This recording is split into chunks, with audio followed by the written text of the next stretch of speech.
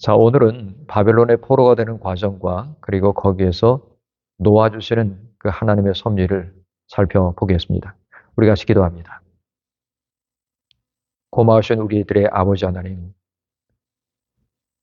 이 시대에 하나님의 음성을 저희들이 알기를 원해서 하나님의 말씀을 공부합니다. 저희들에게 지혜의 마음을 부어주셔서 과연 하나님의 뜻이 무엇인지 깨닫고 살아갈 수 있게 인도해 주시옵소서. 예수님의 이름으로 기도합니다. 아멘.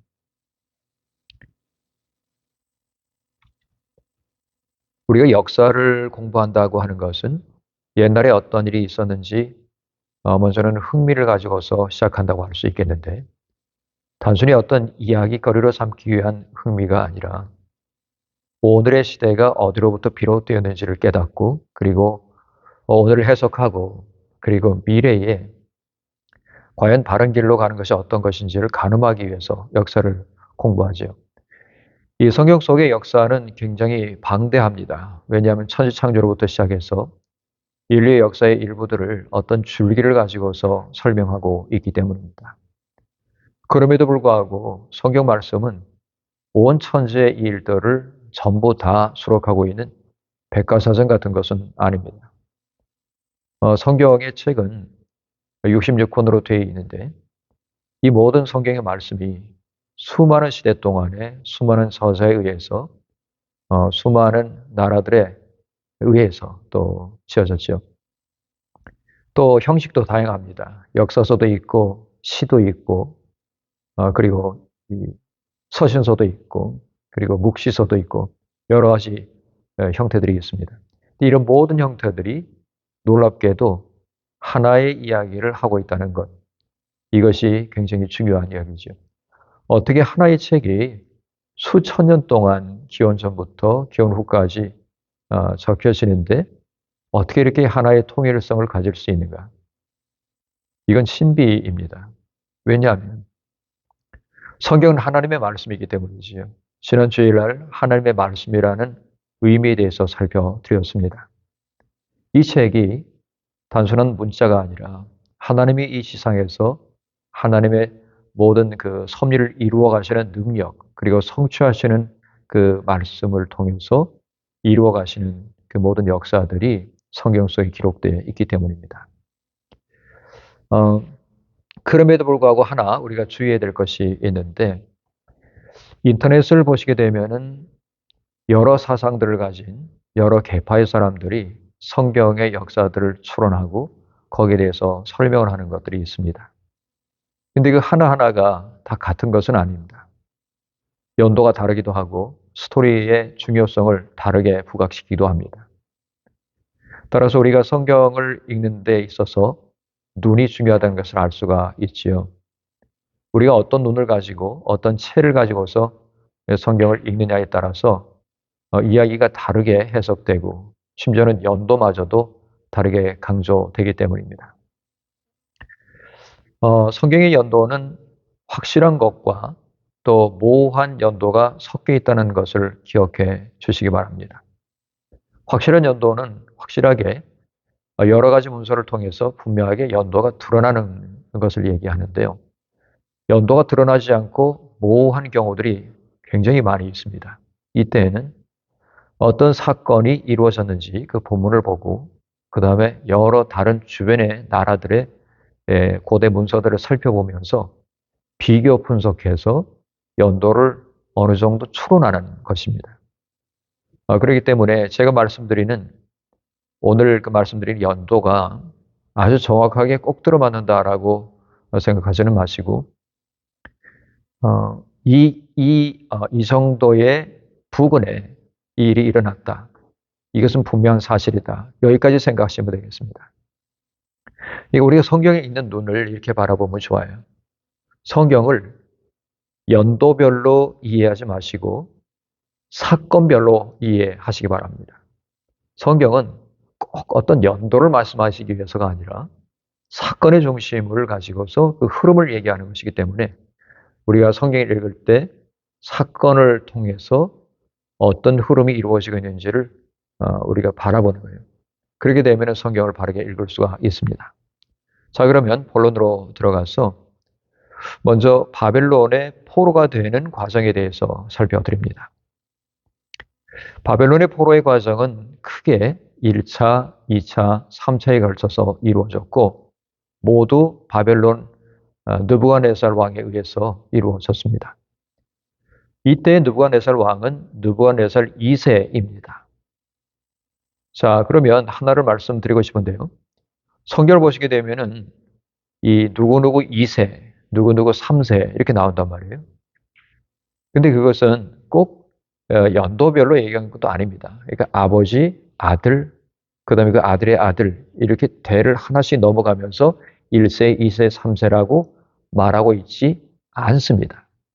그것이 아니고 같은 이름을 쓰는 왕이 있는데 그 같은 이름을 쓰는 왕이 처음이면은 1세, 그다음에 몇 대를 걸쳐 가다가 또 같은 이름을 쓰는 왕이 나타나면 그 사람은 누구 2세 이런 식으로 하는 거예요. 이제 이해가 되셨죠? 자, 그래서 느부갓네살 2세라고 하면은 이 사람 앞에 느부갓네살이라는 같은 이름을 쓰는 왕이 있다는 얘기죠. 이 역사학자들이 이 구분을 해주기 위해서 1세, 2세를 갖다 붙인 것이지 이때 당시에는 2세다, 3세다 하면서 말을 하지 않았다는 사실입니다. 자, 그렇게만 기억하시면 되겠고요. 자, 느부갓네살 2세가 왕이 된 지 제1년에 첫 번째로 남유다 사람들을 잡아갔습니다. 그리고서 느부갓네살 2세가 왕이 된 지 8년째가 됐을 때 그때 2차로 잡아가고 그 다음에 19년째가 됐을 때 마지막으로 잡아가면서 예루살렘을 멸망시킵니다. 자, 그러면 첫 번째 잡아갔던 1차 포로는 기원전 605년입니다. 605년경에 이때 당시에 유다의 왕은 여호야킴이었습니다. 여호야킴 3년. 이때 잡힌 사람들은 왕족들과 그리고 통치자들, 즉 지도자급에 있던 사람들, 그리고 저 유명한 다니엘과 세 친구들입니다. 다니엘은 첫 번째 포로로 잡아갈 때 잡혀간 사람들이죠. 이때 이 바벨로니아의 군대가, 느부갓네살 군대가 성전으로 들어가서 성전의 기구들을 보니까 굉장하거든요. 그 기구들 중에 일부를 빼앗아서 바벨론에 자기의 그 다곤 신당에다가 갖다가 놓습니다. 그래서 다음날 아침이 되니까 어떻게 됐죠? 다곤이 엎드러져 있죠. 다시금 세워놨는데 다음날에 가니까 또 엎드러져서 팔다리가 부러져 있는 것을 발견하게 되죠. 그때 굉장한 두려움을 느끼게 됐다. 그런 본문이 나옵니다. 관련되어 있는 성구는 다니엘 1장 1절부터 6절입니다. 물론 다른 본문에도 이 포로에 대한 것들이 나오지만 대표적인 것을 말씀드리자면 그렇다는 얘기입니다. 자, 그러나 그 다음에 느부갓네살 2세의 제8년 차에 가서 두 번째로 침공해서 잡아갑니다. 이것은 기원전 597년입니다. 이때 사로잡힌 사람들은 왕이 있고요. 그리고 통치자들, 왕의 어머니, 그리고 왕비들, 그 다음에 직무 수행자들, 권세 있는 자들, 강한 용사 7,000명, 기술자하고 대장장이가 1,000명. 이외에 가난한 자를 다 모두 제하고는 거의 모든 사람을 잡아갔다는 거죠. 가난한 사람들은 잡아가봐야 별거 없으니까 이 사람들을 여기에 남겨두고 일을 시켜가지고 조공을 바치게 하는 모양으로 이제 씁니다. 이때 잡혀간 사람 중에 유명한 사람은 바로 에스겔입니다. 에스겔 선지자입니다. 이때 사로잡힌 왕은 여호야긴입니다. 여호야긴 1세, 1년. 성전으로 이 사람들이 또 들어가서 성전에 있던 보물과 왕궁의 보물을 가져갔습니다. 그리고 성전에 있는 금 기구들을 산산조각을 내었다라고 기록되어 있습니다. 열왕기하 24장 10절부터 16절입니다. 그 다음 3차는 완전하게 멸망받는 때인데 이 느부갓네살이 19년 차가 되었을 때입니다. 이때 연도는 바로 586년이 되겠습니다. 기원전 586년에 시드기야 왕 11년에 시드기야 왕이 보는 앞에서 왕의 아들들을 다 죽이고 그 다음에 왕은 눈을 뽑고서 사로잡아 갔어요. 그 마지막 기억이 고통스러운 기록으로 남아있는 거죠. 왕궁, 그 다음에 위대한 자의 집, 예루살렘의 모든 집들을 불을 놔서 불태웠습니다. 가옥들을 이렇게 불태우는 것은 다시금 사람들이 거주하기가 힘들게 만듦으로써 생존자들이 많지 않도록 하기 위한 것이지요. 예루살렘 성벽을 허물어 버렸습니다. 드디어 남유다가 멸망받게 되었습니다. 성전으로 들어가서 모든 기구와 보물을 다 가져갔고 남겨두는 것이 사실은 없었고요. 성전에 있던 두 개의 놋 기둥이 있었죠. 이 놋 기둥하고 그 다음에 받침대도 놋으로 되어 있었는데 그 받침대 그리고 놋 바다라고 되어 있는 바다라고 하는 것은 큰 물을 가리키는데 놋바다라고 하는 것은 큰 물두멍을 가리켜요. 놋으로 만든 것을 가지고서 쳐가지고 이 물두멍을 만들었는데 그게 너무 무거우니까 그걸 다 깨뜨립니다. 깨뜨려서 이제 가져갔습니다. 이때 성전이 완전히 파괴되었습니다. 이것이 열왕기하 25장 8절부터 21절에 나와 있습니다. 이런 식으로 세월을 걸쳐가면서 약 19년, 20년 동안 나라가 완전하게 멸망합니다. 자, 여기서 우리가 하나 기억할 것은 바벨론에 포로되었던 것을 자세하게 기록하는 이유는 예루살렘이 중심되기 때문이지요. 이스라엘의 역사는 사마리아 중심이 아니라 예루살렘 중심입니다. 그럼 예루살렘이 왜 중심인가 하면은 하나님을 모시고 하나님께 예배를 드리던 예루살렘 성전이 있기 때문에 그래서 중심입니다.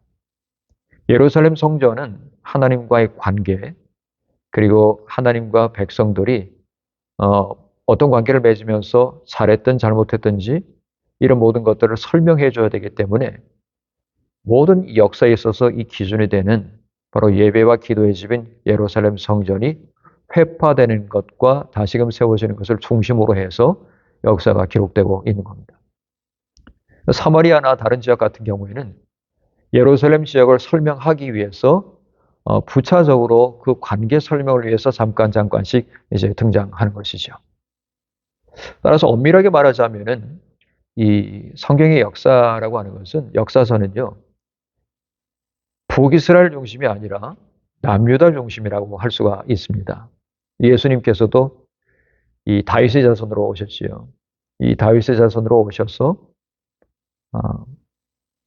예수 그리스도의 구속의 사역을 이제 감당하는 것을 보여주심으로써 이 구속의 모든 그 역사가 유다 예루살렘을 통해서 나타난다는 사실을 알 수가 있습니다. 자, 이런 식으로 이게 포로가 되고 망하게 된 것은 하루아침에 그렇게 된 것이 아니라는 것을 성경을 통해서 알아야만 합니다. 미리 여러 선지자들을 통해서 너희들이 이렇게 한다면 반드시 망할 것이다. 너희가 나를 위해서 지은 이 전이라도 내 앞에서 모두 멸망하여 이방인들이 머리를 흔들게 만들어주겠다라고 하나님이 경고하셨습니다. 근데 그 말씀하신 대로 이 사람들이 잘못했더니 이 모든 하나님의 전이 망가지게 된 거죠. 유다가 그 자리에 남겨진 사람들도 있었고 현장에서 죽임을 당한 사람들도 있었고 또 조금 전에 말씀드린 이 순서에 따라서 바벨론의 포로로 끌려간 사람들도 있었습니다. 다니엘이 잡혀간 1차 포로로부터 시작해서 나라가 완전히 멸망하고 이제는 바벨론의 지방의 한 일개 도로 편입되게 되었습니다. 자, 이제 다음 페이지로 넘어가서 이제는 다시 돌아오는 길이에요. 70년의 이 포로 생활을 마치게 되고 하나님께서 이 사람들을 되돌리시는데 하나 기억해야 될 것은요. 포로로 잡혀갔던 이 후손들이 모두 돌아온 것은 아니다. 거기에 안 돌아오고 남아있는 사람들이 더 많았다. 이 사실을 기억하면 되겠고 다시금 돌아오게 하는 사람들은 하나님이 마음에 감동하심으로 이 사람들이 돌아오게 되었고 하나님이 지정하신 일을 하면서 지내게 되었다. 즉 성전을 다시 건축하고 하나님의 성벽을 무너진 성벽을 다시 개축하는 이런 일에 쓰임을 받았다. 이 사실을 기억하면 되겠습니다. 두 번째 페이지에 제가 지도를 수록을 해놨는데 조금 여러분들이 기억하셔야 될 것이 있습니다. 지도를 한번 봐보시면은 제일 오른쪽에 수산이라고 되어 있죠. 수산은 바로 이 바사 제국의 왕의 궁이 있는 곳입니다. 이 수산궁이지요. 수산궁에 있는 사람 누구누구 있을까요? 네, 느헤미야도 수산궁. 거기에서 왕의 술관원이 되었었죠. 그 다음에 에스더도 수산궁에 있었지요. 모르드게라는 사람도 에스더에 나중에 보면 나오게 되겠습니다. 자, 지금 경로를 보시게 되면 수산에서 출발해서 입불, 그 다음에 유브라데스 강, 거기 서쪽을 거쳐가지고 레셉이라는 곳을 거쳐서 알레포를 지나서 이제 아래쪽으로 내려옵니다. 하맛, 그 다음에 북이스라엘의 수도였던 사마리아, 그 다음에 그 아래쪽에 있는 예루살렘까지 내려오게 되는 거예요. 이 모든 과정이 몇 주간에 걸쳐서 진행되는 것이 아니고 몇 달에 걸쳐가지고 많은 길들을 이제 거쳐 가야만 됐습니다. 그 중에서 여러분들이 그 에스라를 보시면은 많이 나왔던 구절이 있는데 강 서편에 있는 총독들이라는 구절이 나옵니다. 여기서 강이라고 하는 것은 바로 유브라데 강입니다. 유브라데 강 서편이라고 한다면 이제는 메데 지역의 하나의 지역이었던 곳, 그리고 고대 바벨로니아의 지역이었던 곳입니다. 근데 이것은 사실은 옛날로 따지면 유브라데 강이에요. 예, 유브라데 강. 이 옛날에 메소포타미아 문명이 있던 곳입니다. 이것을 지나가는 거지요. 근데 바사의 왕이 미리 이제 편지글을 써줘가지고 이 사람들이 무사하게 지나갈 수 있도록 허락하도록 유브라데강 서편, 강 서편에 있는 총독들에게 주는 서찰을 가지고서 이제 나가게 되는 것입니다. 자, 1차는 그렇게 했지만 한 78년, 79년 정도 이후에 다시 2차로 귀환할 때 그때는 다른 경로를 통해서 약간 짧게 가게 됩니다. 자, 어디를 거치냐면 다메섹으로 가는 것을 알 수가 있습니다. 이 다메섹은 아람의 수도였습니다. 그래서 어느 때에는 아람 다메섹이라고 말하기도 했고 다메섹은 다마스커스니까 아람 다마스커스 이런 식으로 명명하기도 합니다. 자, 여기는 조금 관련이 있는 것이 이 어디랄까요? 요단강이 있으면 요단강의 동편이에요. 여러분 요즘에 요단강의 동편은 어느 나라입니까? 요르단입니다. 요르단. 요르단의 수도는 어디죠? 암만입니다. 암만. 여러분 뉴스를 보시다 보면 요르단의 수도 암만입니다. 이렇게 얘기를 하잖아요. 암만은 암몬 족속이 살던 곳입니다. 이 발음이 비슷하니까 우리가 분명히 기억할 수 있겠죠. 암몬 족속이 살던 이 요르단 지역, 이 지역에 바로 다메섹도 있었어요. 이 아람과 이 암몬이라고 하는 것이 사실은 이렇게 붙어 있는 곳이었기 때문에 그렇습니다. 다메섹을 거쳐가지고 어디로 가냐면 북이스라엘의 수도였던 사마리아를 거쳐서 남쪽 예루살렘까지 내려가는 겁니다. 자, 사마리아를 이렇게 거쳐 가다가 보니까 사마리아 지역에서 총독으로 지내고 있던 산발랏이라는 사람과 그 시종되는 도비아라는 사람이 마음이 안 좋은 겁니다. 어떻게 보면은 남유다 사람들은 원수 같은데 자기들은 이제 북이스라엘이고요. 남유다의 예루살렘에 예배를 드리러 더 이상 안 가도 돼서 너무 좋았고 남유다가 이제 그 예루살렘 성전이 파괴되는 것을 볼 때 고소하다고 생각했는데 바사의 국왕이 이 사람들을 보내가지고 하나님의 전을 건축하고자 하는 것을 볼 때 굉장히 화가 나고 어떻게 해서든지 그것을 중단시키고 싶었습니다. 그래서 뇌물을 주기도 하고 또 뇌물을 줘서 거짓 선지자에게 이 거짓된 예언을 하게 하기도 하고 또 몰래 이 느헤미야를 빼내가지고 꿰어내서 암살하려고 이제 회담을 하자고 제안하기도 하고 5번씩이나 이런 일들이 일어나게 되죠. 자, 그런 내용들은 에스라와 느헤미야 성경 속에 자세하게 나오기 때문에 그렇게 읽어 주시고요. 자, 지금은 1차와 2차, 3차에 걸쳐서 돌아오게 되는 귀환의 역사를 잠시 살펴봅시다. 이 귀환할 때는 오랜 시간에 걸쳐서 귀환이 되었기 때문에 포로로 잡혀갈 때처럼 느부갓네살 2세 딱 한 사람의 시대에만 진행된 건 아닙니다. 첫 번째로 고레스 2세에 의해서 고레스 2세가 왕이 된 지 바로 그 당해에 1년에 기원전 538년에 돌아가라는 귀한 명령을 내립니다. 이렇게 귀한 명령을 내린 것은 페르시아의 제국의 왕이 된 이 사람으로서 자기는 평화와 관대함과 자비를 가지고 다스린다라고 하는 것을 그 기치를 내걸고 지금 이 제국을 만들었기 때문에 그러다 보니까 바벨론이 여러 나라들을 이제 사로잡아 왔는데 그 사람들이 바벨론에 살고 있었거든요. 이 사람들을 자 그러면 너희들은 나는 관대하다. 그러니 너희들은 다 각자 자기들의 고향으로 돌아가라. 이렇게 명령을 했습니다. 이게 바로 귀환 명령입니다.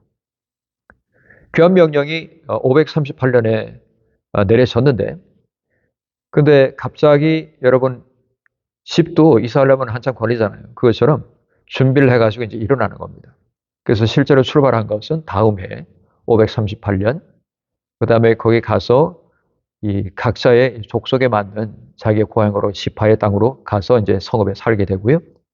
성읍 살다가는 이제 7시 됐을 때 다들 예루살렘에 모이라라고 하니까 사람들이 예루살렘에 모이게 되었고 예루살렘에 모여서 한 것은 바로 하나님 앞에 예배를 드리는 것이었어요. 아직까지 이 성전이 지어지지 않았지만 그래도 이제 번제부터 시작하고 초막절을 지키기 시작합니다. 이것이 예배의 시작이고 회복이었어요. 그렇게 예배부터 드리고 그 다음 해 536년 2월부터 성전의 지대를 놓기 시작합니다. 자, 이때 고레스 2세가 명령을 내린 내용은 이렇습니다. 성전을 재건하여라. 하나님이 그렇게 하라고 나를 왕 삼으셨다. 이렇게 말합니다. 그 다음에 바벨론이 성전에서 뺏어온 기물들을 다 창고에서 끌어내다가 무게에 달고 이것을 다시 돌려보내라 라고 말합니다. 그리고 성전을 건축하는데 모든 이 재료들을 지원하겠다라고 말했습니다. 그리고 주변에 있는 모든 사람들에게도 자, 하나님의 마음에 감동을 받아서 이 사람들이 하나님의 성전을 건축하러 가는데 당신들은 자원하는 마음으로 예물을 드려라 이렇게 말합니다. 그래서 주변에 있는 바빌로니아에 포로됐던 모든 사람들도 전부 다 이렇게 내 가지고서는 가게 만들죠. 이때 인솔에서 갈 수 있는 사람을 세웠는데 그 사람이 이 수룹바벨입니다. 수룹바벨의 다른 이름이 이제 세스바살이라고 나오는데 세스바살은 수룹바벨의 다른 이름인지 아니면 친척인지에 대해서 여러 가지 논란이 있습니다. 왜냐하면 역대기에 나오는 이 문서 때문에 그런데 이 사람이 뭐 어떻게 해서든지 그건 별로 중요하지 않겠어요. 어떤 이름인지. 수룹바벨과 예수아라는 사람이 이 고레스 2세의 명령을 받아서 많은 사람들을 인솔해서 결국은 예루살렘에 도착하게 되죠. 이때 귀환한 사람들의 이름이 에스라에 나옵니다. 일반 백성 42,360명, 남종과 여종이, 즉 노비들이 7,337명, 737,337이에요. 그 다음에 예배를 드리기 위해서 가는 사람, 노래하는 남녀가 200명입니다. 그래서 총 49,897명입니다. 이 사람들이 가서 성전 지대를 놓기 시작한 것이 도착을 한 바로 이듬해 2월인데 536년이지요. 기원 전입니다. 사마리아인들의 방해로서 공사가 중단된 것이 16년. 그 다음에 다리우스 1세에 의해서 다시금 공사를 시작해서 힘써서 진행했다니까 4년 몇 개월 만에 맞춰서 516년에 완공을 드디어 하게 되었습니다. 하나님의 은혜지요. 자, 이렇게 됐다가 1차로 귀환을 한 다음에 한 78년 혹은 79년이 지난 이후에 아닥사스다 왕 제1세 7년에 하나님 아버지의 말씀이 에스라에게 또 임합니다. 자, 이 아닥사스다 1세가 에스라가 가지고 있는 마음의 소원을 이 마음의 감동을 이루어줘요. 에스라가 어떤 얘기를 들었냐 하면은 하나님의 성전이 지어졌건만 백성들이 굉장히 피폐한 상태에 있다. 영적인 어지러운 상태에 있다는 것을 알게 되었습니다. 이때 하나님이 에스라를 보내셔서 믿음을 개혁하게 만드시는데 성전이 이렇게 정말로 많은 우여곡절을 거쳐가지고 지어졌다면 참으로 예배 생활을 잘하고 영적으로 이 사람들이 부흥해야 될 텐데 그렇게 하지 못하고 옛날 죄 가운데 똑같이 빠져버린 겁니다. 이게 무슨 얘기냐면 제사장들부터 시작해서 아주 솔선수범해가지고 외국 사람들과 결혼을 한 겁니다.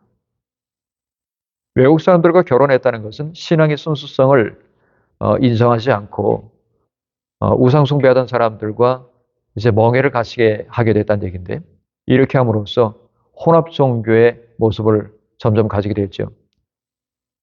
그래서 예를 들자면은 아까 산발랏 얘기를 했는데 사마리아의 산발랏의 아들들이 있거든요. 이 아들들의 이름들이 여호와 하나님이라는 이름이 들어가요. 그럼에도 불구하고 왜 이 사람들이 잘못된 사람들인가? 하나님을 안 섬긴 건 아닙니다. 근데 하나님을 다른 것들과 같이 섬겼어요. 그러니까 제대로 안 섬긴 거죠. 그 종교 혼합적인 생각들을 빠져 살고 있었기 때문에 이 사람들이 잘못된 거죠. 여러분, 하나님은 전심으로 섬겨야 하는 것이죠.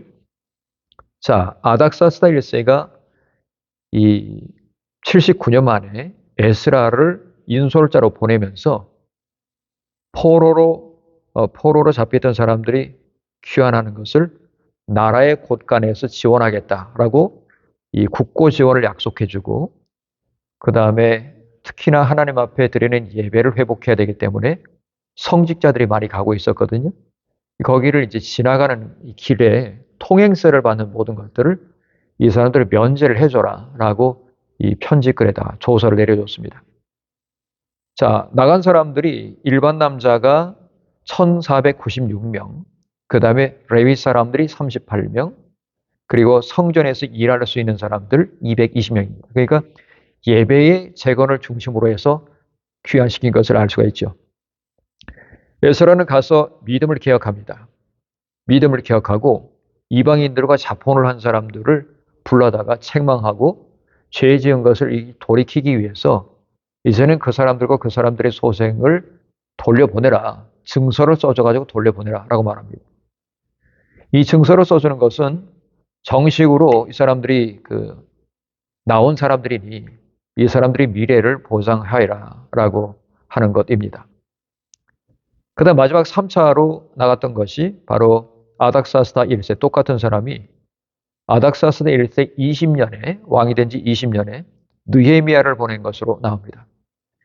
근데 학자들에 따라서 에스라와 느헤미야가 순서가 바뀌는 경우도 있어요. 그러니까 느헤미야가 약간 먼저고 에스라가 나중이다라고 하는 사람도 있고 에스라가 먼저고 느헤미야가 나중이다라고 하는 사람도 있고요. 어떤 경우에는 같이 보냄받았다라고 해석하는 사람들도 있습니다.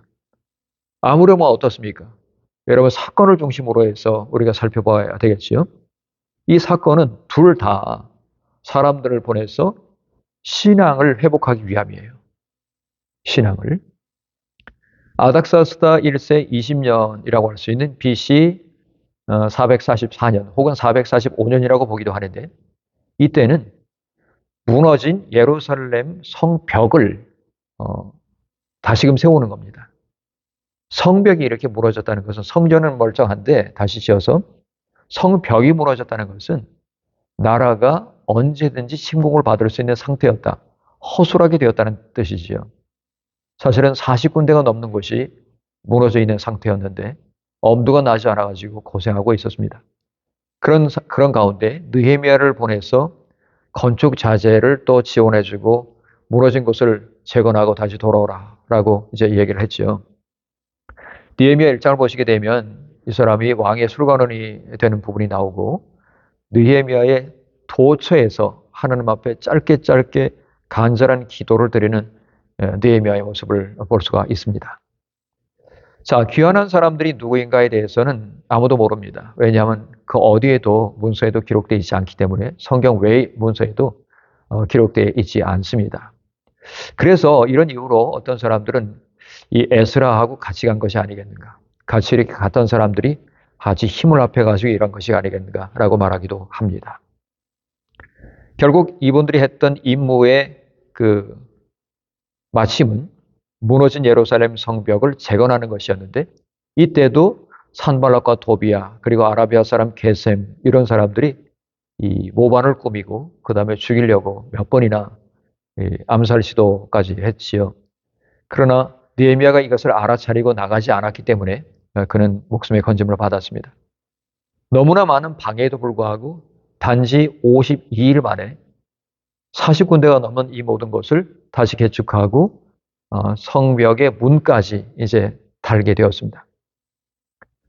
이거 하나님이 하신 일이라고 분명하게 고백을 합니다. 느헤미야가 하나님이 하신 줄 알미라라 이렇게 말합니다. 이 사람이 고생하고 열심히 했잖아요. 그럼에도 불구하고 이건 내가 했다라고 결코 말하고 있지 않다는 거 우리가 기억하면 좋겠습니다. 이렇게 딱 했을 때 이제 8장에 넘어가게 되면 갑자기 에스라 얘기가 나와요. 그러니까 느헤미야가 인솔자가 되는데 에스라가 일어나서 나무강단에 서서 하나님 율법책을 딱 펼치고서 아침부터 정오까지 그것을 읽고서 해석을 해줍니다. 하루만 그렇게 한 것이 아니라 여러 날을 그렇게 했습니다. 그렇게 하자 백성들이 모두가 어디서부터 잘못되었는지, 왜 자기들이 그렇게 고생했는지를 이제 깨우치게 되고 하나님 앞에 눈물로써 회개하게 되는 거죠. 이것이 어쩌면 유다가 하나님 앞에 회개하고 바르게 설 수 있는 마지막 기회였습니다. 근데 이 기회마저 나중에 세월이 지나간 이후에 놓쳐버림으로써 완전히 멸망하게 되었죠. 자, 오늘 이렇게 포로로 잡혀간 것과 다시 돌아오는 과정들을 살펴보면서 성경에 대해서 이해를 조금 넓히게 됐는데 여러분 성경책을 에스라, 느헤미야, 에스더를 읽으시면서 좋은 배경이 되기를 바라고요. 성경을 읽는 눈이 열리기를 바랍니다. 같이 기도하겠습니다. 하나님 감사합니다. 우리들의 삶은 갑자기 주어져 있는 것이 아니라 어제 이어지는 것이고 미래에도 이어질 것인 줄 믿습니다. 그러니 우리가 성경 속에 나오는 이 말씀들을 우리 마음에 분명히 새기고 하나님의 말씀 안에 거할 수 있는 순전한 믿음을 가지는 저희들 되게 인도해 주시옵소서. 예수님의 이름으로 기도합니다. 아멘.